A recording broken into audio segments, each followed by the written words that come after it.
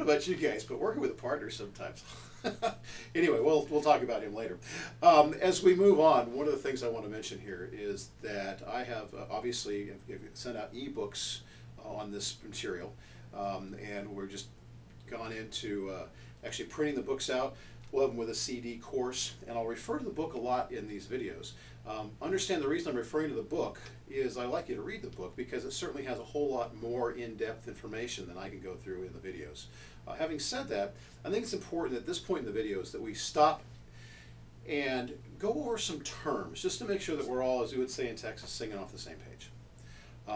So with that in mind, if you remember from the last video, we talked about both the paper itself, or the note, and the deed of trust. Well, I'm going to get into that just a little bit more in depth right now.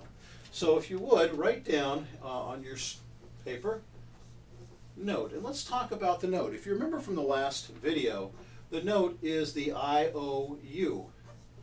Unless, of course, you live in Texas, in which case it's an IOU. And the jokes don't get any better. So the note is the IOU, but to understand that the note is the evidence of the debt. You might want to write that down as well, evidence of the debt. And what the note does is it outlines the terms of repayment. And let's just go back again, we're using Roland as an example, and let's say as also an example that he had borrowed the money from Countrywide. When Roland gets to the closing table, he is going to sign the note. It's a promissory note. It's a promise to pay. It's the IOU. All of those terms are used interchangeably.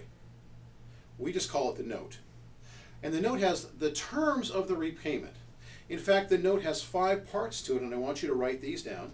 You'll learn later on in this course how to use a financial calculator, and you'll also find that these 5 parts of the note correspond to the 5 little buttons on your financial calculator. So the first thing is, as part of the note, is the term, and we refer to the term by the letter N.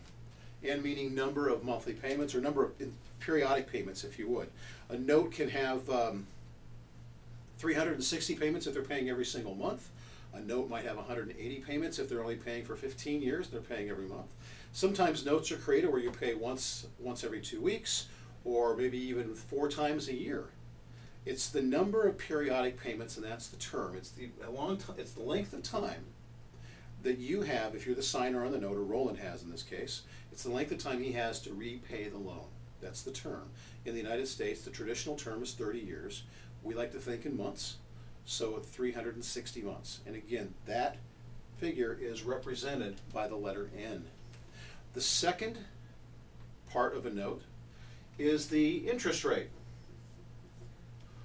In other words, how much rent are you paying on your money? And we refer to this also as interest. And some calculators put a little slash there, I/Y, which stands for interest per year. Okay, so that's going to be listed on the note as well. He might pay 9% to rent that money, because basically all you're doing is renting the money. He might pay 15%, he might pay 2%. It just depends on how the note is written. The third key element of a note is the present value. We refer to that as PV, and this is the present value. Another name for present value